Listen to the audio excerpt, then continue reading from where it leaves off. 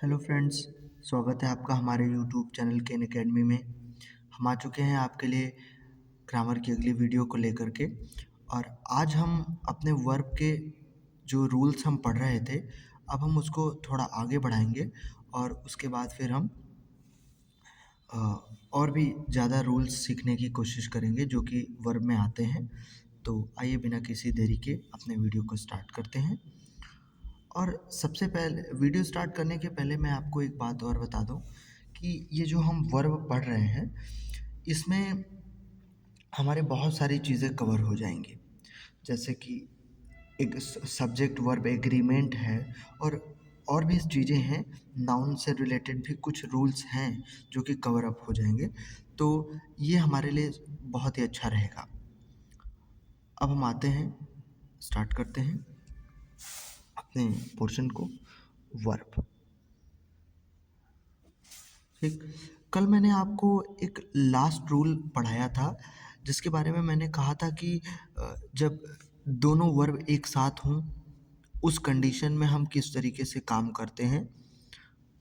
तो उस कंडीशन में जो काम है हमारा, जो हमारा सेंटेंस था, उसमें एक हैज़ नॉट भी लिखा गया था, विल नॉट भी लिखा गया था।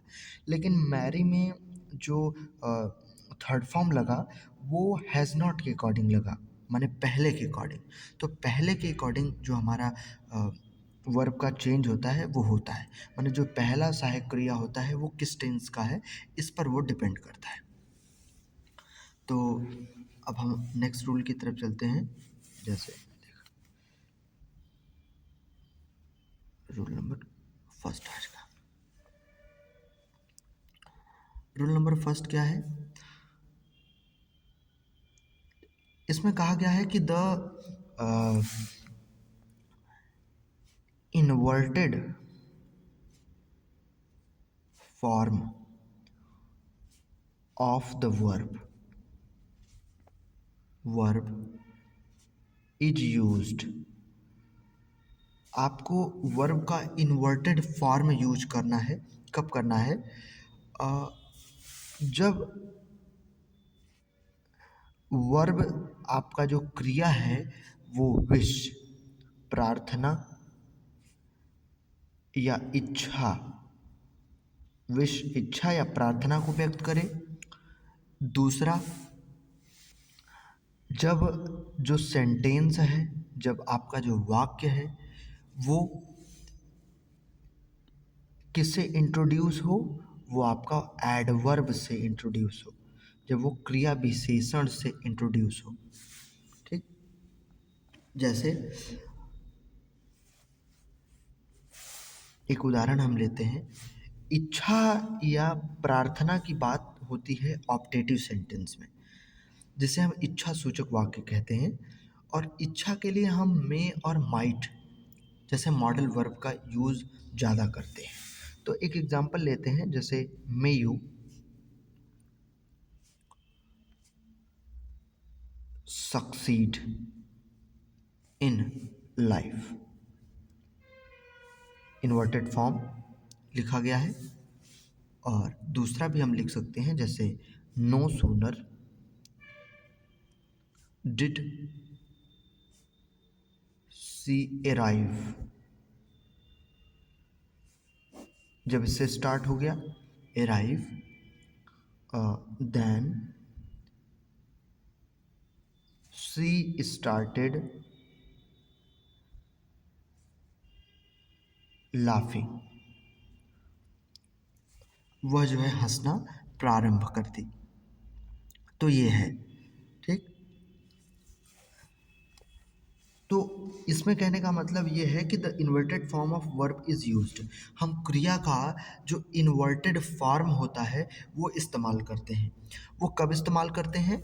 जब वाक्य में जो सेंटेंस है, जो वाक्य है, उसका इंट्रोड्यूस, उसका परिचय एडवर्ब से हो या वर्ब में विश्ड या प्रे का प्रयोग किया गया हो, तब हम उसका यूज़ करते हैं। ये हमारा पहला नियम कहता है, जिसको हमने आपको 2 एग्जाम्पल से समझाया है। रूल नंबर 2 हमारा क्या कहता है? रूल नंबर 2 हमारा ये कहता है कि अगर आपके पास सिंगुलर नाउन है, सिंगुलर नाउन है। ठीक। और वो सिंगुलर नाउन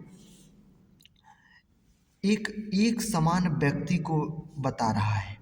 सॉरी, आपके पास दो सिंगुलर नाउन है और वो दोनों सिंगुलर नाउन एक व्यक्ति के लिए माने सेम पर्सन माने एक समान व्यक्ति के लिए है, तो हम एक ही बार द का प्रयोग करेंगे।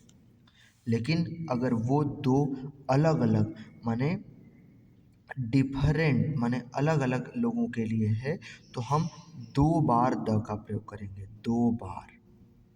ठीक है। ये कैसे है ये मैं आपको एग्जाम्पल के थ्रू समझाता हूँ।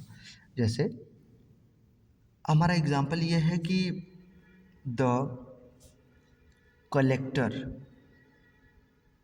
And DM. मान लो ये लिखा है, तो एक कलेक्टर है और एक डीएम है, दो है, दोनों सिंगुलर नाउन है और एक बार द हमने लगाया है, सेम पर्सन तक है। माने एक व्यक्ति की बात की जा रही है जो कलेक्टर भी है और जो डीएम है, क्योंकि द एक बार लगा है। लेकिन अगर यहीं पर ये बात लिख दी जाए कि द कलेक्टर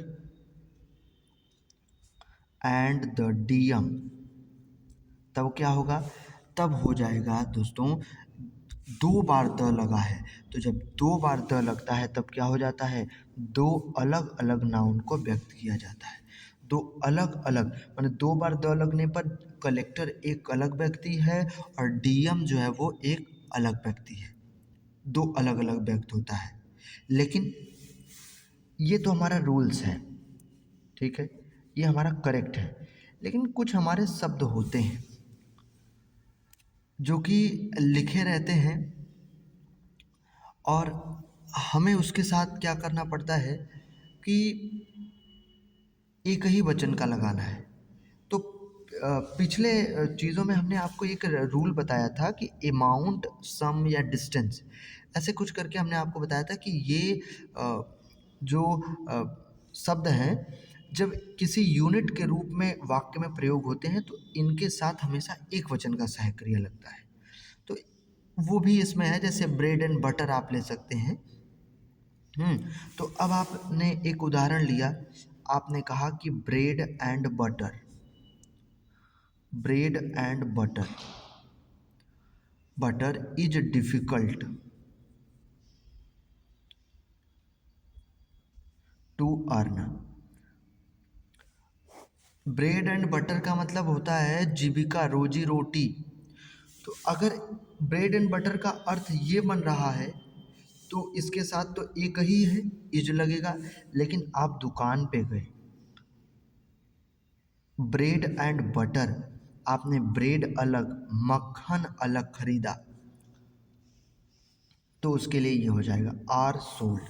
दुकान वाला कहेगा कि देखिए यहाँ पर ब्रेड भी बेचा जाता है, यहाँ पर मक्खन भी बेचा जाता है, तो आप कहेंगे ओह बात तो अलग अलग हो गई, अलग अलग है माने दो है माने ये होगा, और यहाँ पर ये है माने ये होगा। तो यहाँ पर दो है लेकिन द लगाने की ज़रूरत नहीं है, यहाँ पर एक है लेकिन द लगाने की ज़रूरत नहीं है। यही बात मैं आपको यहाँ पर समझाना चाहता था। ठीक। अब हम आते हैं आगे की तरफ और अगले नियम को देखते हैं जो कि हमारा इम्पॉर्टेंट है। हमारा रूल नंबर नेक्स्ट क्या कहता है? रूल नंबर नेक्स्ट जो है हमारा तीसरा, वो इट के बारे में है। इट का मतलब है कि थर्ड पर्सन का एक सब्जेक्ट। ठीक। इट हमारा एक परिचय देने वाला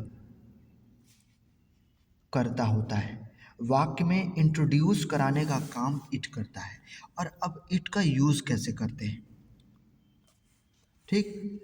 जैसे मान लेते हैं कि एक सेंटेंस लिखा है, यहाँ पर एक एग्जाम्पल ले लेते हैं। It is I who is helping you.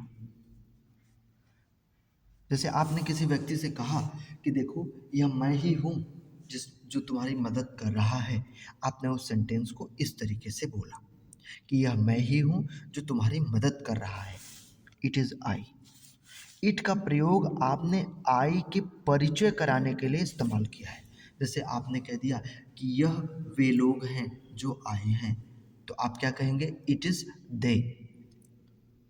यह मेरे अध्यापक हैं, इट इज़ माई टीचर, या दिस इज़ माई टीचर। ऐसे ही मतलब परिचय कराने के लिए इसका इस्तेमाल करते हैं।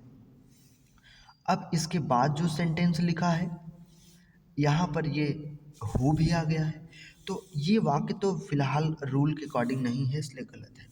कहता रूल क्या है कि अगर इट से आपने वाक्य का परिचय कराया, शुरुआत की, जिसमें एक रिलेटिव प्रोनाउन आता है, तो उसके बाद आने वाला जो हेल्पिंग वर्ब है वो हु के पहले वाले पर्सन के अकॉर्डिंग लगता है। तो आई के साथ एम होता है तो यहाँ एम होगा और फिर हेल्पिंग यू हो जाएगा और ये सेंटेंस सही हो जाएगा। अगर मान लो यहाँ पर वी होता तो यहाँ आर होता, माने जो सब्जेक्ट यहाँ लिखा रहेगा पहले उसी के अकॉर्डिंग ये हेल्पिंग वर्ब बाद में लगता है, ये आपको ध्यान देना है। यही कहता है हमारा ये रूल। और हमारा रूल एक और चीज़ ये भी कहता है कि जो इट है, इट का प्रयोग हम हमेशा परिचय कराने के लिए करते हैं, जिससे कि परिचय हो सके। हम परिचय कराने के लिए इसका प्रयोग करते हैं ज़्यादातर। ठीक है। ठीक। तो ये है हमारा रूल्स, यही है हमें बताना है। अब हम चलते हैं अपने आगे की तरफ।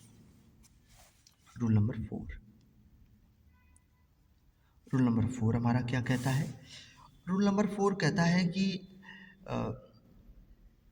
कुछ हमारे पास एक वचन के, कुछ हमारे पास बहुवचन के क्रिया होते हैं जो कि नाउन के साथ इस्तेमाल किए जाते हैं और उनका जो मतलब है वो अलग अलग होता है। जैसे नंबर की बात आप कर लें, संख्या की बात, आप जो है किसी वैरायटी की बात कर ले रहे हैं। ठीक है।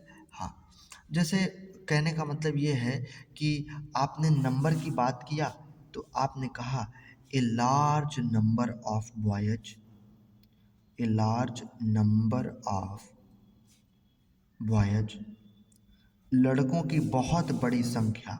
इनके साथ क्या लगेगा? आर का प्रयोग करेंगे, वेयर का करेंगे, हमेशा बहुवचन का प्रयोग करेंगे। लेकिन यहीं पर अगर पर्याप्तता की बात हो जाए, यहीं पर अगर वैरायटी की आपने बात कर दी, अलग अलग प्रकार की बात कर दी वैरायटी की, या प्रचुरता की बात कर दी, प्लेंटी माने प्रचुर माने बहुत अधिक मात्रा में, तो उनके साथ क्या होता है? तो होता है ए वैरायटी ऑफ फूड। हम कहीं गए थे, हमने भोजन के बहुत प्रकार देखे वहाँ पर, तो यहाँ पर क्या होगा? यहाँ पर इज लगेगा। तो कहने का मतलब कि समान एक वचन बहुवचन की क्रिया है जो कि अलग अलग नाउन के साथ उनका प्रयोग अलग अलग होता है। जैसे कि आप जानते हैं ए लॉट ऑफ, आप सुने होंगे ए लॉट ऑफ के बारे में, ए लॉट ऑफ होता है। आप सुने होंगे डील ऑफ के बारे में, है ना? आप सुने होंगे ए हाफ ऑफ के बारे में, है ना? ए हीप ऑफ के बारे में सुने होंगे। ये सभी जो है ज़्यादा, जैसे हीप माने ढेर, माने किसी चीज़ का इकट्ठा होना, तो ये ढेर को दिखा रहा है, लेकिन ये यूज़ होगा एक वचन के साथ। तो ये है इस नियम का कहने का मतलब कि आप देख रहे हैं कि एक तरफ जो है संख्या आ जाने पर बहुवचन है, लेकिन प्रचुरता आ जाने पर किसी चीज़ का क्या हो जा रहा है? एक वचन का क्रिया ले ले रहा है। तो ये था आज का हमारा नियम।